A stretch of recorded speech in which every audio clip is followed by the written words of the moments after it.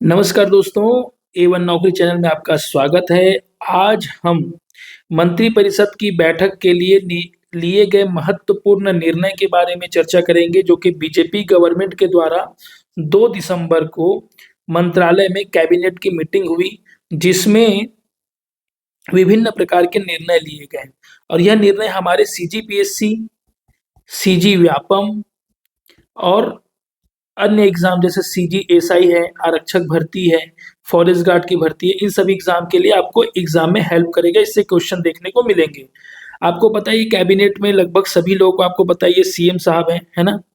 ये सीएम साहब हैं और ये अरुण साव जी है डिप्टी सीएम, ये विजय शर्मा जी हैं डिप्टी सीएम, ये आपके मुख्य सचिव अमिताभ जैन जी हैं, ये केदार कश्यप हैं, ये संसदीय मंत्री हैं, ये टंकराम वर्मा हैं जो कि युवा खेल मंत्रालय संभालते हैं। ये रामविचार नेताम जी हैं जो भी कुछ समय पहले उनका एक्सीडेंट हो गया था, लेकिन वर्तमान में अभी ये ठीक हैं। ये दयालदास बघेल जी हैं। उसके बाद ये लखन देवांगन जी हैं, कोरबा के वो हैं। और अपना कौन से मंत्री भाई, उद्योग मंत्री हैं, ये जायसवाल जी हैं। कौन से मंत्री हैं? ये स्वास्थ्य मंत्री हैं। और ये लक्ष्मी राजवाड़े जी, महिला एवं बाल विकास मंत्रालय। तो आइए इसी के साथ आप अगला हम देखते हैं कि इसके निर्णय में से जो हमें जानना है। सबसे पहली बात देखिए,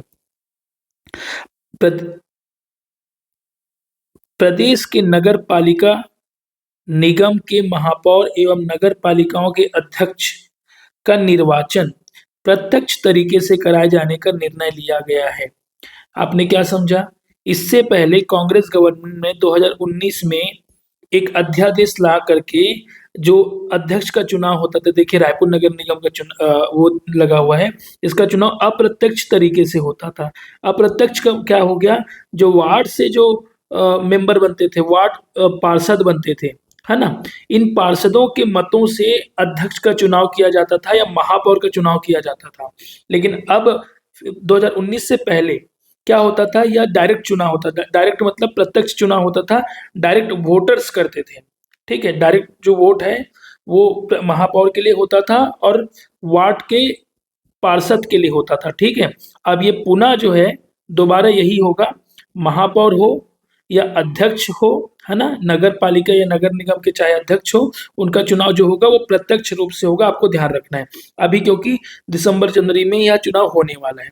दूसरा इसके बारे में तथ्य जानिए, छत्तीसगढ़ शासन के पिछड़ा वर्ग और अल्पसंख्यक विभाग द्वारा त्रिस्तरीय पंचायत एवं नगरीय निकायों के निर्वाचन में अन्य पिछड़ा वर्ग मतलब ओबीसी, ठीक है, छत्तीसगढ़ में ओबीसी लगभग 50% की आबादी आपको पता है।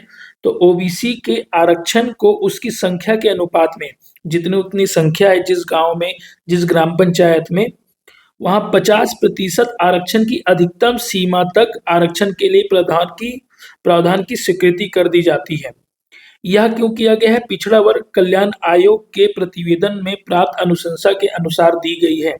यह मेरे को पता है बहुत लोगों को समझ में नहीं आएगा, मैं फिर से आपको बताता हूँ। क्या हुआ, पहले जो आरक्षण है 50% करने का अधिकतम है किसी भी ग्राम पंचायत में। ठीक है, ये समझ में आया।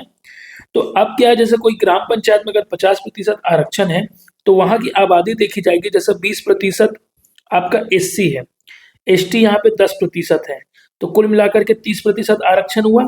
तो इसमें क्या है, 20% मिल जाएगा ओबीसी को।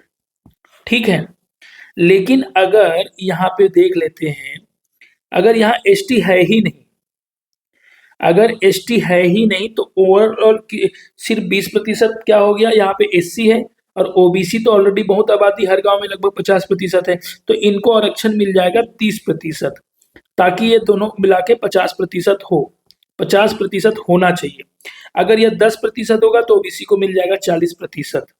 पहले क्या होता था, ओबीसी की अधिकतम लिमिट थी 25%, बस ओबीसी को अधिकतम 25% आरक्षण मिल सकता था। लेकिन अब ऐसा नहीं है, ये 25% को शिथिल कर दिया गया है और शिथिल करके अधिकतम 50% तक ओबीसी अकेला रिजर्वेशन ले सकता है। अगर कोई गांव में एससी नहीं है और एसटी भी नहीं है तो अकेले ओबीसी को कितना प्रतिशत चला जाएगा, 50% आरक्षण चला जाएगा।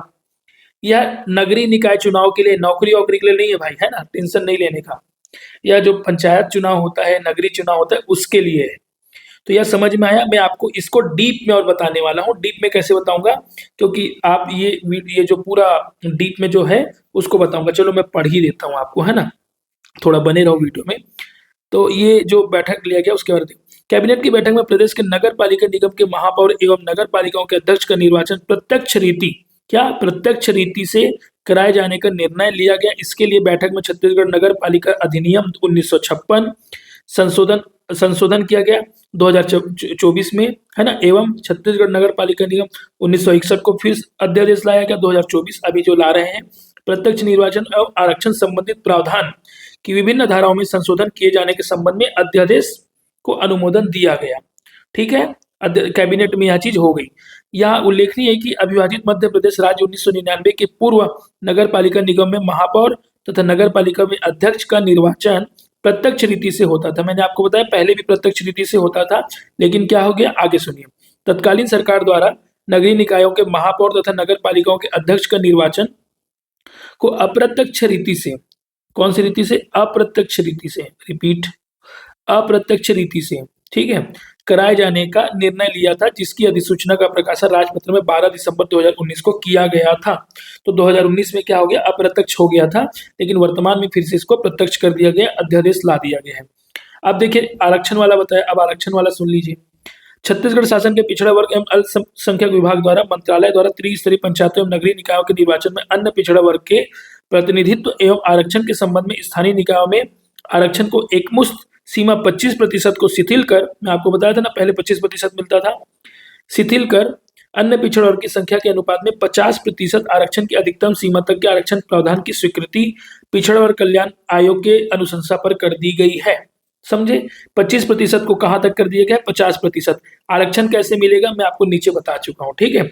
अगला देखिए, छत्तीसगढ़ पंचायत राज अधिनियम 1993 में कितने अप्रैल को लागू हुआ था, 24 अप्रैल को संशोधन लागू हुआ था। इस एक्ट का क्या नाम था, 1992, ठीक है। 73वां संविधान संशोधन आप सभी को पता है ना, 73वां संविधान संशोधन में पंचायती राज अधिनियम को जोड़ा गया था संविधान में। अंतर्गत त्रिस्तरीय पंचायत राज संस्थाओं में अन्य पिछड़ा वर्ग के प्रतिनिधित्व एवं आरक्षण संबंधी प्रावधानों में संशोधन किए जाने होते विभिन्न संशोधन करने का निर्णय लिया गया है। अगला देखिए, ये समझ में आया ना। अगला देखिए, कैबिनेट के महत्वपूर्ण निर्णय को देखते हैं। सेकंड नंबर का अपना निर्णय, सेकंड नहीं है, थर्ड है, ठीक है, महत्वपूर्ण जो है थर्ड है। छत्तीसगढ़ पंचायत राज अधिनियम 1993 के अंतर्गत त्रिस्तरीय पंचायत राज संस्थाओं में अन्य पिछड़ा वर्ग के प्रतिनिधित्व आरक्षण संबंधी प्रावधानों में संशोधन किए जाने तो विभिन्न धाराओं संशोधन किए जाने का निर्णय लिया गया है। सेम चीज है।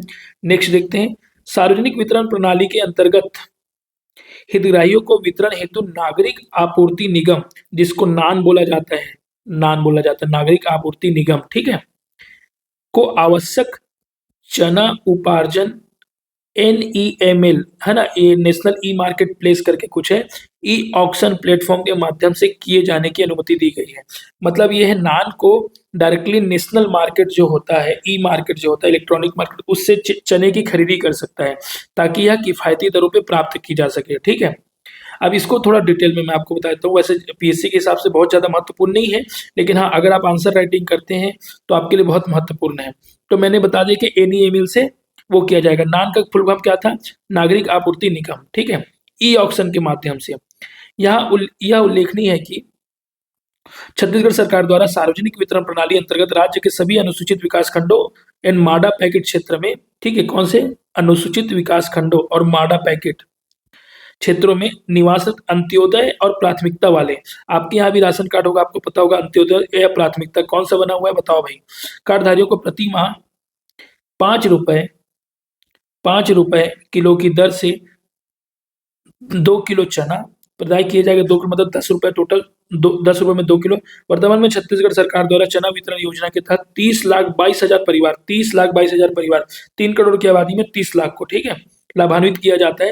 राज्य को चना वितरण के लिए प्रति माह 6,046 टन तथा प्रति वर्ष 72,052 टन चना की जरूरत होती है। ये आंकड़ा ध्यान रखो यार, 72,000 टन सालाना अपने को चना की जरूरत पड़ती है सरकार को। चना का उपार्जन नान के द्वारा किया जाता है। छत्तीसगढ़ सरकार की चना वितरण योजना के माध्यम से हितग्राहियों को उच्च क्वालिटी चना प्रदाय किए जा सके, इसके लिए हमने मंत्रिपरिषद ने क्या निर्णय लिया है, इससे खरीदी किया जाए, ठीक है, समझ आया। अगला देखो, ये बहुत महत्वपूर्ण है, ये आपके लिए बहुत महत्वपूर्ण है। पर्यटन को उद्योग का दर्जा दिया गया है। पर्यटन को उद्योग का दर्जा ये बहुत महत्वपूर्ण है, इससे पहले पर्यटन उद्योग का दर्जा नहीं दिया गया था। इससे क्या होगा, वो विभिन्न प्रकार के इसमें स्टार्टअप खुल सकेंगे, ठीक है। मंत्रिपरिषद की बैठक में राज्य में पर्यटन को बढ़ावा तथा योजनाबद्ध विकास के लिए छत्तीसगढ़ विभाग के प्रस्ताव पर राज्य में पर्यटन को उद्योग का दर्जा दिया गया है। समझ, ये क्वेश्चन में डेफिनेटली आएगा, मैं गारंटी, लिख के ले लो कि पर्यटन को किस चीज का दर्जा दिया गया या फिर उद्योग का दर्जा दिया गया, किस क्षेत्र को दिया गया। बोलेंगे सर्विस सेक्टर, टूरिज्म मतलब पर्यटन, बस सेवा एक्सेट्रा जो भी है ना, इसको समझ लो। गौरतलब है कि छत्तीसगढ़ सरकार नई औद्योगिक नीति 2024-30 आपको भी बता चुका हूँ कौन से नंबर का है, 6वीं नंबर का। मैं एक क्वेश्चन में आपको कम से कम 12-15 क्वेश्चन निकल पाए एक वीडियो में, ऐसा बताने की कोशिश कर रहा हूँ। 2024 से 30 तक है, 6वीं अपनी उद्योग नीति चल रही है, ठीक है। के अंतर्गत पर्यटन, मनोरंजन एवं अन्य सामाजिक सेवा सेक्टर में शामिल शामिल के अलावा भारत सरकार एवं छत्तीसगढ़ पर्यटन नीति 2020, पर्यटन नीति कौन सा चल रहा है, 2020, ध्यान रखना, में पर्यटन परियोजनाओं हेतु निर्धारित न्यूनतम स्थायी पूंजी निवेश किए जाने पर सामान्य उद्योगों की भांति अनुदान, छूट, रियायत प्रावधान किया जाएगा। मैं यही बताया ना, सब्सिडी दिया जाएगा भाई स्टार्टअप्स को। उद्योग बना देने बस नहीं, उद्योग बनाने का मतलब ही है कि ये दिया जाए, क्या अनुदान दिया जाए, छूट दिया जाए, रियायत दिया जाए। पढ़ाई में मन नहीं लग रहा है तो इस तरीके से पर्यटन क्षेत्र में अपना करियर स्टार्ट कर सकते हो, कोई बात नहीं, पीएससी दे लो। पर्यटन को उद्योग का दर्जा दिए जाने से प्रदेश में साहसिक, ये साहसिक क्यों लिखा है पता नहीं, जल पर्यटन, medical, wellness tourism, agro tourism, पर्यटन की इकाइयां, लैंड बैंक में निजी निवेश आकर्षित एवं प्रोत्साहित करने में मदद मिलेगी। आप समझे, निजी निवेश मतलब फॉरेनर भी यहाँ पे इन्वेस्ट कर सकते हैं। वैसे तो एफडीआई का पता नहीं, लेकिन कोई भी चीज जो है एंजल इन्वेस्टर जो बोलते हैं ना, उन लोग इन्वेस्ट कर सकते हैं। आप बस स्टार्टअप तैयार करो। इससे स्टेक होल्डर प्रोत्साहित होंगे, मतलब स्टेक जो पैसा निवेश करेगा। पर्यटन संबंधी अधोसंरचना का विकास होगा, ठीक है, मतलब इंफ्रास्ट्रक्चर तैयार होगा क्योंकि पैसे आएंगे, मतलब प्राइवेट होटल्स खुल जाएंगे यार, सीधी बात है। पर्यटन से संबंधित पूंजी निवेश बढ़ेगा। राज्य में राष्ट्रीय एवं अंतर्राष्ट्रीय पर्यटकों के अनुकूल सुख सुविधाओं का विकास होगा। राज्य में पर्यटन क्षेत्र में रोजगार के अवसर बढ़ेंगे। इसका बहुत मायने है। देखो, रोजगार एक कारण है, दूसरा राष्ट्रीय और अंतर्राष्ट्रीय जो टूरिस्ट आते हैं, यहाँ पे बोला जाता है शाहरुख खान आता है, भाई 5 स्टार होटल नहीं है, 5 स्टार होटल नहीं है, तो भाई अगर ये टूरिज्म को उद्योग का दर्जा दे दिया है ना, तो बहुत सारी छूट दी जाएगी। 5 करोड़ का कोई बिजनेस लगा रहेगा, 2 करोड़ सरकार दे देगी छूट में, तो कोई भी बिजनेस लगाएगा, बड़े बड़े होटल्स खोलेगी, सरकार के ऊपर निर्भरता नहीं रहेगी, ठीक है। तो इसी को अच्छे से फॉर्मेट में देख लो, ये और है ना, सेम चीज है। राज्य में पर्यटन को उद्योग का दर्जा दिया गया है। 24 से 30 का अपनी औद्योगिक नीति है ना, और पर्यटन नीति जो है वो अपना 2020 वाला चल रहा है, और इसमें अनुदान, रियायत, छूट दिया जाएगा। मेरे ख्याल से मैंने बेस्ट तरीके से आपको समझाने की कोशिश की है।